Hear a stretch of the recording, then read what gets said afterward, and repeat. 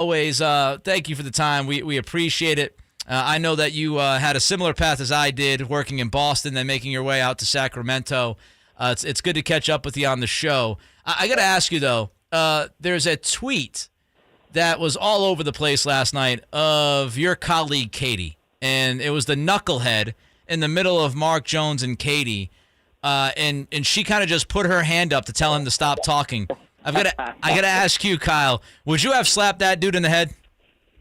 Oh, dude, as soon as I saw that, I'm like, look at this loser right here. I mean, come on, bro. Act like you've been there before, right? And when Katie gave him the little hand, I was like, you go, girl. That was nice. Mark didn't even notice, I don't think. But I'm like, who is this loser behind him? I mean, who does that? And so I might have had security. I might have pulled a LeBron or something like that. Get this dude out of here or something like that. I wouldn't have physically put hands on him, but I might have given him a look or something like that. Yeah, I heard Carmichael Dave say this morning that security actually asked Katie if she wanted the guy removed, and she was nice and said, no, just tell him to stop bothering us. Like, don't be so loud. And I guess he was kicking her chair.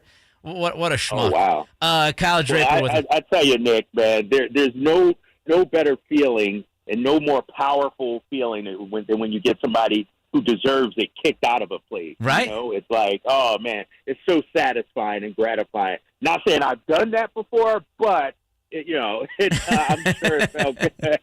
I would have got that dude. I would have got that dude tossed in a heartbeat. He would have been gone. Kyle, of course, as we know, you call some of the games.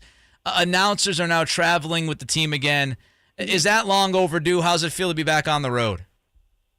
No, it feels great, man. As a matter of fact, I'm here in Dallas right now getting ready for tomorrow's game. And, I'll keep it real with you, Nick.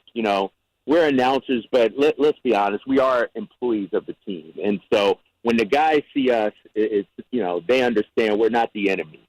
And, for me, I think it's important to my job because I want to get to know these guys. And you know how it is, Nick. I don't want to be one of those guys that never gets to see the players, never gets to talk to them. I want the inside stuff. I don't just want to hear from the press conference. Right. I want to talk to the guys before the game. And you know how it is, too. Some of the best stuff that you get is stuff that isn't in the regular press conference setting. It's before the game, sitting on the bench with the guy. Yep. It's after the game, back when we used to be in the locker room, and you can go and chat with the guy off to the side. And so I miss that. It's great being back on the road, and I'm not going to complain about the accommodations or the travel or anything like that, man, because, we're living a privileged life out here. No doubt about it. Kyle Draper is with us here on the Nick Cattle Show, Sports 1140 KHTK. Kyle, when I was watching the game last night, I was watching you and Matt at halftime, all that stuff. How surprised were you that the Kings won that game given the travel issues? You know what? I didn't think the travel issues would be that much of a big deal because it's not a long flight from New Orleans to San Antonio. They're flying first class. I was surprised that they won after surrendering a 19-point lead. I thought, yep, here we go again, like it happened in the Pelicans game. You got a lead or you're in the game, and then all of a sudden the team turns it on. And so I was impressed by the fact that, you know what, they gave up the lead, they got down, but then they fought back and actually won. And so I was impressed by that. Not necessarily surprised about the travel. I thought they'd come out fired up, to be honest with you, kind of amped up a little bit, kind of, a little nervous, jittery, vibes that they would take out on the floor, and that's what they did. But it showed me something that they were able to pull it out at the end. Kyle, we've been talking about this question the entire day. De'Aaron Fox, he's been better since the Halliburton-Sabonis trade. Do you think, Kyle, that Fox could be the leader of this team? All right, Nick. I'm going to pull, our boy Brian Scalabrine. Every time I asked him a question back in Boston, he would come back to me with 3 or 4 other questions. What is a leader? It's serious. Yeah, that's a scowl. I'm going to do that to you right now. Yeah, that's a scowl. What kind of leader are we talking about? Best player on the floor, locker room leader. You look at Boston, Marcus Smart is the leader on that team. You could argue. And so what are we talking about, leader? Can he be the best player? I think so. I think he could be the leading scorer on this team for sure. And we've seen it, ever since the trade. So I think he can. And let's not forget, Nick, he's only 24, man. True. Think about it.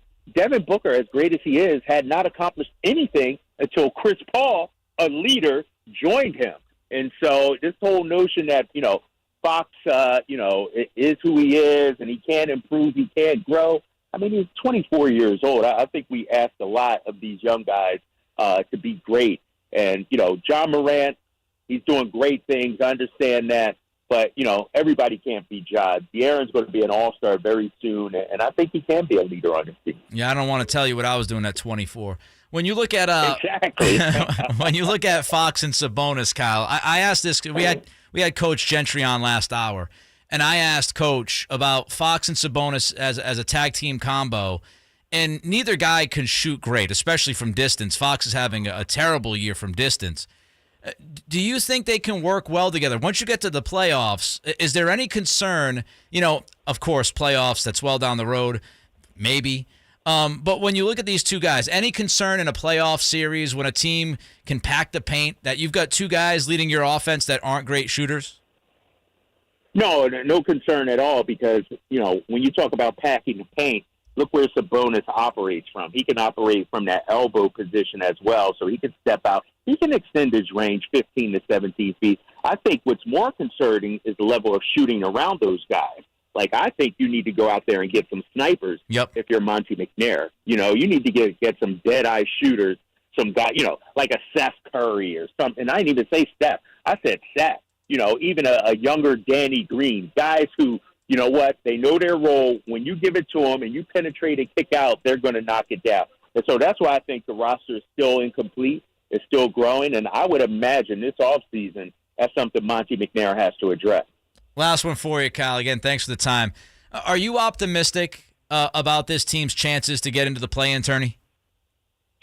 I wouldn't say optimistic. I know it's going to be a long road ahead. They still have one of the toughest schedules in the league. They got Phoenix twice, I believe. They have the Pelicans again. They play Milwaukee, Chicago, Boston. I can name it, And the fact is that their season really was lost early. Like, they should have stacked some wins, banked some wins, and there's no way that this team should be 13th in the Western Conference, trailing a team like Portland, who's trying to tank, selling off pieces and things like that. And so I'm going to be disappointed if they don't make the play-in. Just think about it, Nick. You weren't here last year, but at least last year they took it down to the final week of the season, the final weekend of the season. They still had a chance to make the play-in. It's hard to believe that here we are with a much improved roster that they could be mathematically out of it before we even get to that point. And so I'm a little disappointed. I think they can make a run at it, but man, that loss to the Pelicans I thought was huge because if I'm correct, you're 5 back in the loss column. That's going to be hard to make up. You mentioned being disappointed. I know you're disappointed that you're going to miss the Freestyle Explosion Throwback Jam tomorrow night with Sir Mix-a-Lot, but I got to tell you, you got a chance to call a Luka game and see Luka Doncic, who's balling. So have a great time in Dallas, Kyle. Let's do this again soon, and let's have you in the studio sometime. All right? Yeah, I would like to do that, Nick. Let's do it, man, and hopefully we'll be